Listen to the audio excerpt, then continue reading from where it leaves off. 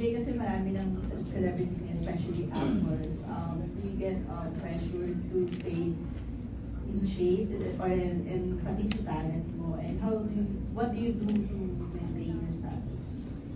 Ako naman when it comes to yung physical looks, ganyan, I always, I'm a very health conscious at saka self-aware naman ako. Inaalagaan ko yung sarili ko kasi alam ko yung pinasok ko na trabaho, so dapat natin alagaan yung sarili namin.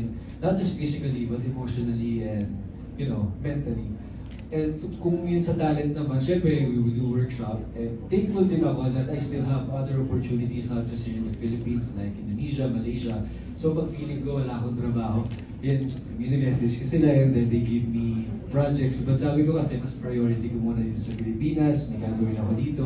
So, thankful naman ako na I'm blessed and at least kahit pa paano, nagja-juggle ko pa rin yung work and kung paano ko alagaan yung sarili ko. With the help, syempre, ng mga ganitong klaseng pampering, like Blue Water Days pa. Kasi kung wala to, parang feeling ko mag-burnout talaga ako. So, sobrang thankful ako na may ganitong opportunity. May mga ganitong mga luxury na pwede natin makuha para maalagaan yung sarili natin. Siguro singin ko na lang, you were called kanina international actor. How does it feel?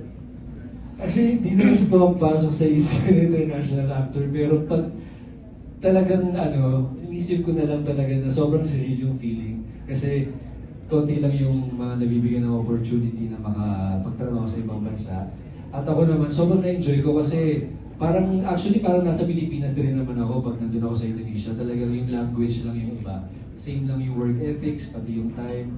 So, sobrang thankful ako na nabibigyan ako ng opportunity not just here, but also sa ibang bansa. Like, kung gagawin ako ka-happy na yung mga ibang mga celebrities dito, na bibigyan rin sila ng chance. And yung ngayon, may mga celebrities tayo na ibabasok rin dito na from other countries. Kaya nakakatuwang isipin. Salamat.